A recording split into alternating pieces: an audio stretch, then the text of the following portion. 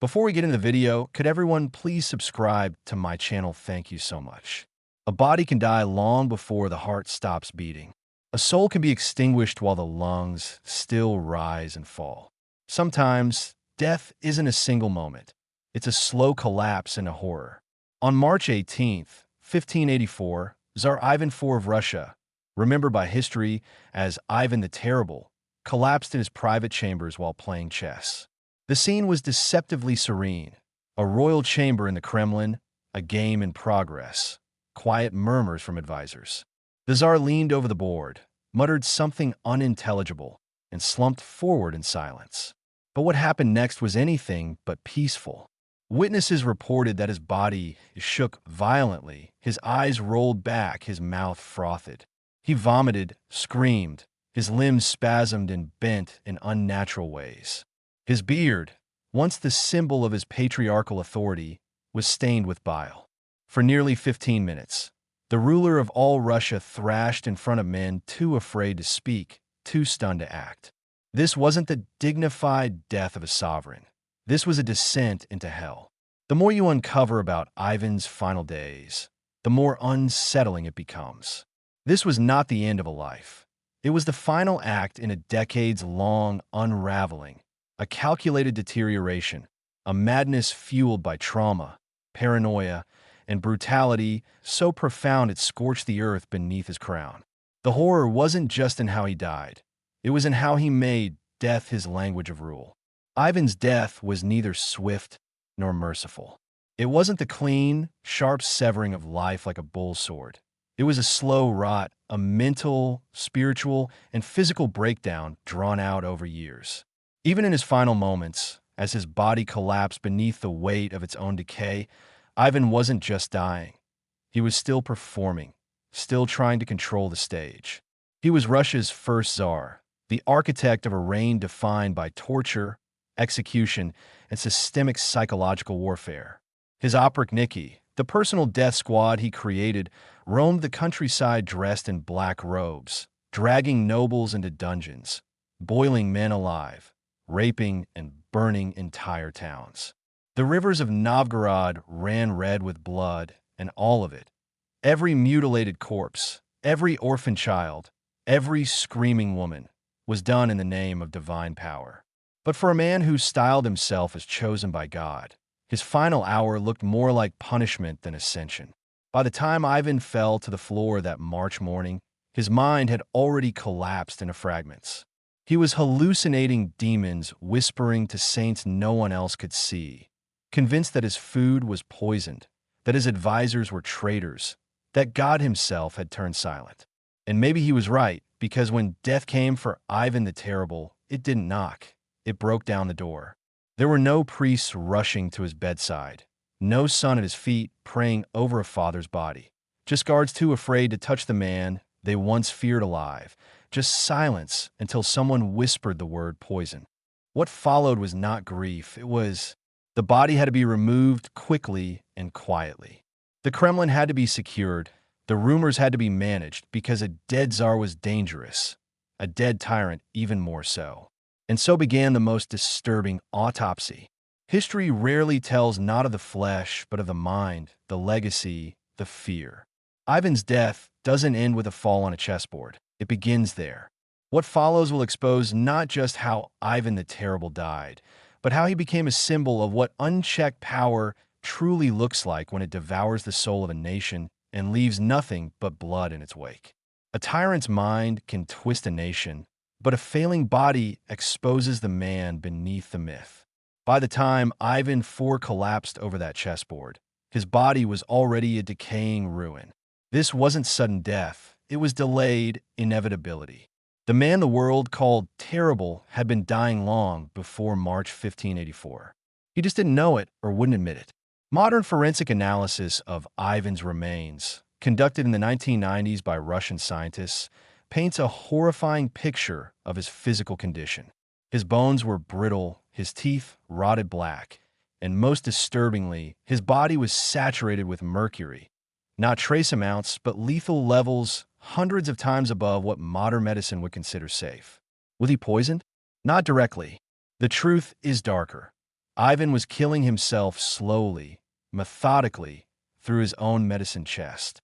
He was a chronic hypochondriac, obsessed with divine punishment, disease, and bodily corruption. He ingested mercury-laced elixirs regularly, common treatments at the time for ailments like syphilis and arthritis. They were meant to purge demons, cleanse the blood, and balance the humors. Instead, they were poisoning him from the inside out. Ivan suffered from crippling joint pain, most likely a combination of mercury poisoning and degenerative arthritis. He walked hunched over, his fingers curled unnaturally, and his movements were increasingly erratic. He would scream out in agony in the middle of state meetings, his advisors frozen as he convulsed or clawed at his robes. Once, he vomited blood directly onto a petitioner's feet and then demanded the man kiss the stain. His skin was pale and waxy, his eyes often bloodshot, and his beard, once proud and black, thinned and grayed too early. Paintings from the period sanitize him, but eyewitnesses describe a man whose appearance grew more monstrous each year. Underneath that grotesque exterior was a rapidly deteriorating nervous system. Ivan suffered seizures, hallucinations, and periods of catatonia. One moment he would erupt in violent fury, throwing chairs and smashing icons, and the next collapse into sobs and prayers. Some doctors today would call it mercury-induced neurotoxicity. Others suggest tertiary syphilis or even advanced temporal lobe epilepsy. But in his court, there were no medical diagnoses. There were only whispers of divine punishment or demonic possession, and the Tsar heard them all. He became obsessed with his own mortality, paranoid that Boer's noblemen were plotting to kill him, convinced that God was testing him with physical torment. He beat his servants and tortured his doctors. Once, he demanded his court physician open a living peasant skull to look for the source of evil thoughts, as if thoughts were a tumor that could be carved out. Every ailment became a battlefield, every cough a curse, every tremor a test. But Ivan wasn't just fighting his body, he was fighting time itself. He was Russia's first crown czar, the founder of an empire, the man who had created a state so feared that people wept as they walked past his shadow. And now that same man couldn't stand without help, couldn't sit without pain, couldn't pray without choking on blood. The irony of his name, Grozny, often translated as terrible but closer in meaning to awe-inspiring or fearsome, had curdled. What had once evoked dread now inspired discomfort. He was a walking corpse surrounded by yes-men too frightened to mention the stench. And perhaps most telling, he knew it. He began preparing for death in a way only a tyrant can, by controlling it. He rewrote his will, demanded his enemies be tortured before his death to avoid slander in the afterlife, insisted on choosing his burial robes months in advance, and had them anointed with holy oil every few weeks. But the one thing he could not choose was the manner of his end. When the final collapse came, it wasn't noble, it wasn't clean, it was humiliating.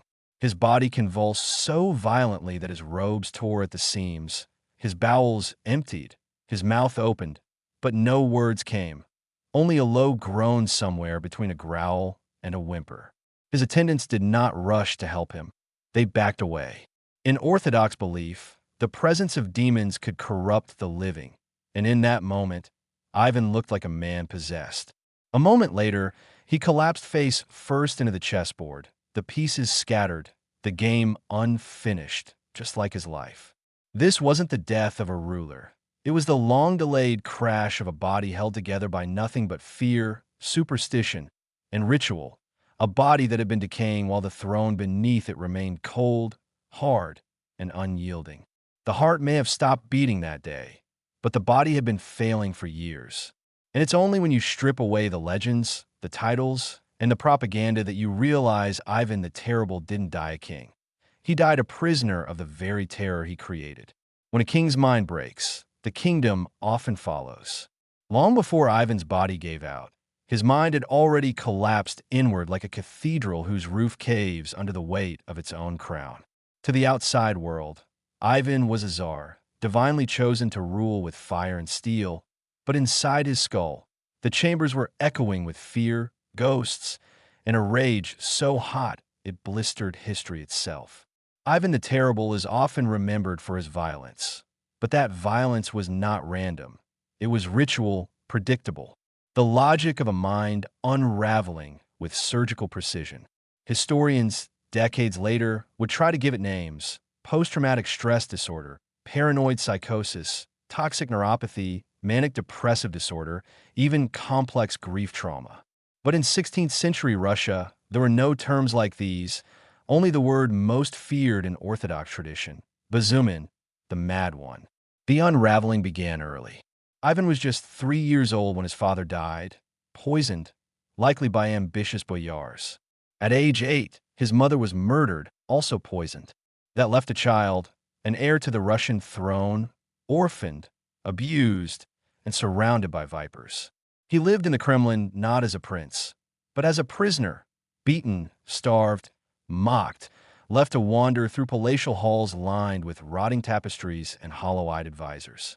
He watched pets thrown from towers for amusement. He watched men whipped to death. He listened to priests speak of sin, fire, judgment, and hell, all before he had grown his first beard hair. This was not a childhood. It was an indoctrination into terror. Ivan learned the lesson too well: that fear controls better than love, that to survive you must kill before you're killed, that the only real power is the power to end a life, and the only real loyalty is silence beneath the axe. So when he became Tsar at just 16, he ruled not as a reformer, but as a weapon. His coronation was the first time any Russian ruler was crowned with the title Tsar. Not just a prince, but a Caesar, a man answerable only to God. And if God wouldn't answer his prayers, Ivan would answer them himself. For years, he balanced between brilliance and brutality. He created the first centralized Russian bureaucracy, built churches, and promoted literacy. But then the dam cracked. The death of his first wife, Anastasia, whom he actually loved, possibly poisoned by rivals, shattered his last tether to human empathy. That's when the visions began: demons crawling through the court walls, angels screaming in his sleep. He believed that the devil had infected Moscow, that the boyars were plotting to resurrect Satan through ritual sin. He would wake up shaking, screaming the names of saints, demanding bloodlettings to purge the smoke in his veins. He turned to prayer, but his prayers became curses.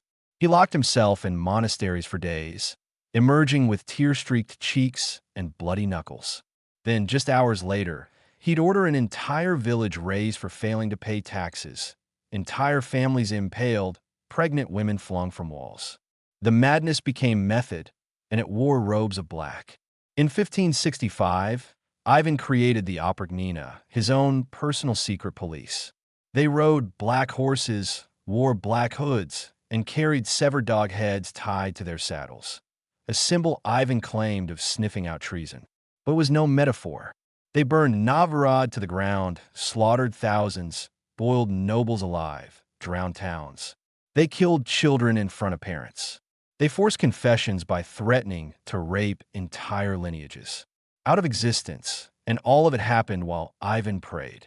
He wrote letters to monasteries begging for forgiveness, then signed death warrants an hour later. One moment he was giving land to the church, the next dragging bishops into torture chambers. This wasn't politics. This was psychological collapse played out on the world's largest stage. By the time he reached his 40s, even his own inner circle feared to speak in his presence. Ivan would rant mid-conversation, accusing men of betrayal with no evidence. Once, he called a boy's wife a demon-possessed, then personally executed her entire household, including servants and a cat. He wept afterward, as if unsure why he had done it, as if someone else had. But there was no one else, only Ivan, only the echo of the terrified boy he used to be. What truly marked the final collapse was what he did to his son in 1581. In a moment of volcanic rage, Ivan beat his pregnant daughter-in-law for wearing immodest clothing. His son, Tsarevich Ivan Ivanovich, intervened. The two argued. Ivan raised his staff, a heavy iron rod, and struck his own son in the head. The heir to the Russian throne crumpled, skull fractured. Ivan wept. He screamed. He tore his robes and begged forgiveness, but it was too late.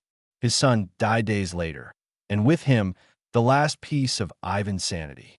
From that point on, Ivan spoke less, prayed more, and trusted no one. He refused to be left alone, not out of fear of assassination, but because he said, "The demons whisper louder in silence." He would order executions at night, then stay up counting icons. He slept with relics of saints beneath his pillow, hoping their holiness might block the visions. It didn't. When he finally died in 1584, his court described a man who had become a ghost before his final breath, his mind eaten away by guilt, poison, trauma, and the long shadow of unchecked power. Ivan the Terrible wasn't just mad. He was manufactured madness, a tyrant forged in cruelty, polished in fear, and consumed by the very flames he used to burn others. His mind, long before the sword or the sickness, was where the real horror began. When a tyrant dies, no one rushes to help. They rush to hide. Ivan the Terrible was finally still, but no one approached the body. His attendants stood at a distance. The room was silent, except for the faint rattle of spilled chess pieces and the wet rattle in his throat that had finally stopped. For long moments, the most feared man in Russia lay lifeless on the floor, and no one dared touch him, not out of respect, but out of fear. Rumors had already begun spreading before his skin cooled. "Poison," someone whispered. "Witchcraft," said another. One terrified guard crossed himself and muttered that the devil had come to claim what was his. Others refused to even look upon Ivan's corpse, fearing that death might be contagious or worse, summoning. This wasn't a peaceful royal passing. It was a containment crisis. Tsar Ivan IV had ruled through terror for decades. He had turned executions into theater, torture into policy, fear into religion, and now he was dead. In the same way a fire might burn out in a haunted house, no one celebrated, no one mourned. They simply moved, carefully, calculatingly, as though handling a bomb that might still detonate. And they weren't wrong to be cautious.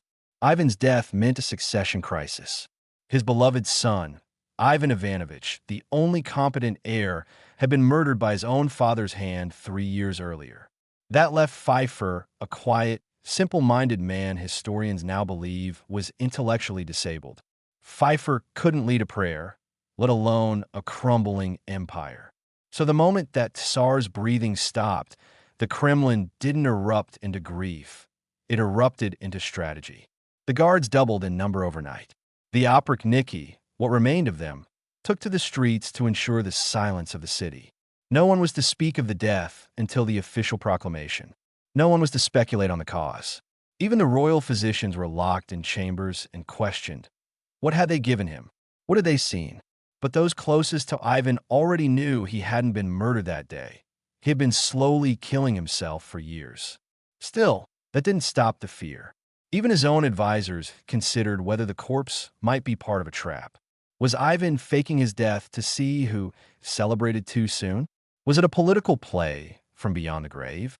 That fear ran so deep that when it finally came time to prepare his body, priests were brought in first, not embalmers. They sprinkled holy water over the corpse. They read from the Psalms for hours. They anointed the walls, the windows, even the chessboard. One priest reportedly refused to enter the chamber unless a relic of Saint Sergius was present, believing the room was still thick with demons. The court did everything to maintain the illusion of sacred death, even as they scrambled to control the political fallout. Official letters were sent across Russia announcing that Ivan had passed peacefully in prayer. He had not. There had been no prayer, no priest by his side, only the grotesque image of a man foaming at the mouth, clutching at nothing, dying alone in the middle of a chess match. But the story had to be cleaned. The performance had to continue. His body was washed by monks, carefully, ritualistically, but what they found beneath the robes horrified them. Open sores, blackened toenails, swollen joints. His legs were stiff with rot. His spine arched unnaturally as though even in death he resisted lying flat. The smell, a mixture of sweet rot and mercury, was so overwhelming that one attendant reportedly collapsed during the dressing. There was no autopsy, there was no announcement of illness. There was only the script, the myth, the state-approved version. Ivan died surrounded by grace, by candles, by angels, and yet Moscow was quiet, unnaturally quiet, a city holding its breath. No funeral bells were rung that first night, no mass. Singers galloped through the streets with public proclamations. Instead, the Kremlin sealed itself like a tomb. Officials met in hushed chambers. Pfeiffer was located and told of his new title, Tsar in name, but a puppet in practice. Boris Godunov, his brother-in-law, was already moving the pieces behind the scenes. Outside the walls, the people waited. Some wept, not for love, but because they didn't know what would come next. Others muttered that Ivan had cursed the land, that no crops would grow now, that his ghost would ride through Moscow like a storm. And somewhere, perhaps someone celebrated quietly, carefully, because even dead Ivan the Terrible cast a long shadow. If you celebrated too openly, well, there were still plenty of axes in the Kremlin, still enough men in black robes willing to kill for the memory of a tyrant. No one knew how to bury a man like Ivan. Not really, because Ivan had made fear his legacy. He had built a nation in his own twisted image, where every word could be a betrayal, every breath a sin, and every silence a test. So when his body was finally placed into a coffin, sealed beneath layers of silk and incense, one monk is said to have whispered, "Let the ground take him, and may it never give him back." Some deaths happen in a moment. Others echo for years like a scream, trapped in stone. Ivan IV's physical death in 1584 may have ended his tyranny, but the true death of Ivan, the man, the final fracture of his humanity, happened 3 years earlier with a single irreversible act of violence. He murdered his son. The scene, preserved in both historical records and haunting paintings, is almost too grotesque to believe, but it is real and documented by multiple witnesses. It began as many of Ivan's explosions did, with a woman's body. In late 1581, Ivan visited his pregnant daughter-in-law, Yelena Sheremeteva, the wife of his eldest son, Ivan Ivanovich, the heir to the Russian throne. She was resting, modestly dressed for pregnancy, but not by Ivan's standards. He accused her of immodesty, of courtly impropriety, even of disloyalty. And then, in a fury that surged without warning, he beat her. Some accounts say with his fists, others say with a ceremonial staff. Either way, the result was catastrophic. Yelena miscarried days later. When Ivan Ivanovich, the son, learned of what had happened, he did what any man would do when his wife and unborn child are attacked. He confronted his father. What followed was the most devastating moment in Russia's dynastic history. In a boiling argument that turned from grief to rage in seconds, the Tsarevich shouted at his father. He defended his wife. He questioned Ivan's judgment. Perhaps he even cursed the crown. Ivan, face contorted, struck him. But this was no slap.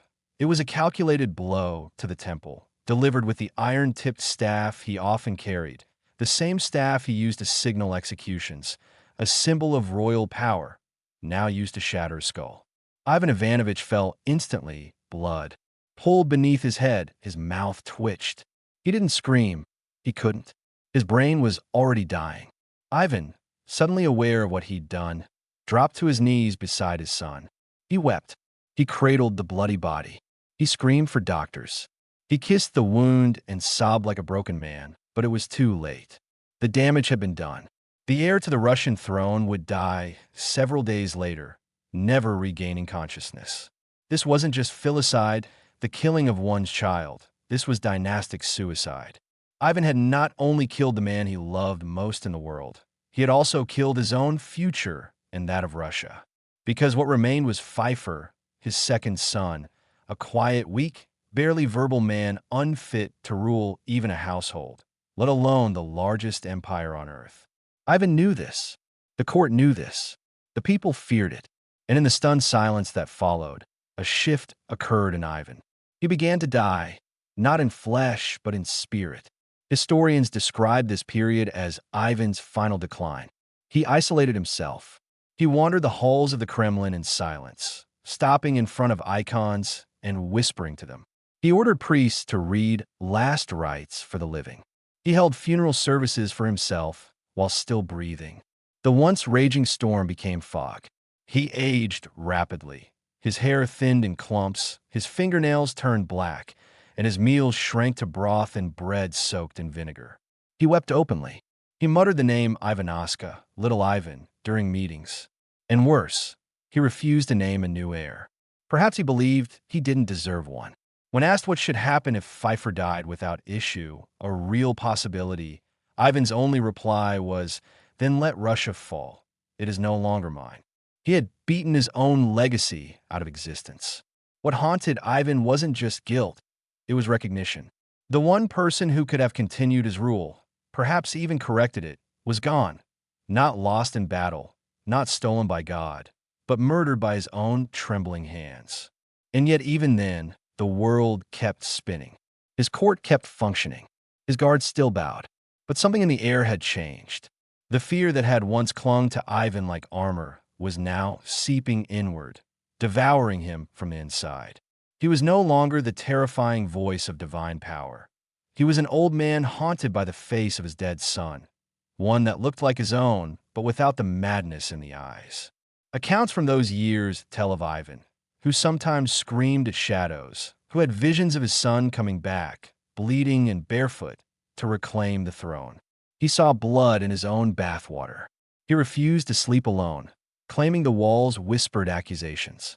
One account even claims he tried to resurrect his son through relics and fasting, demanding that monks read from forbidden resurrection psalms, hoping for a miracle. Nothing came, only silence. And that silence became the loudest sound in Ivan's life. His power had come from fear, but now he was the one afraid, not of betrayal or assassins, but of something much worse, being remembered only as a killer of his own blood. And that fear would follow him until the day he finally collapsed on the chessboard, staring at a game he could no longer win. Because Ivan the Terrible didn't die in 1584. He died the day he struck his son. And for 3 long years, Russia was ruled by a ghost.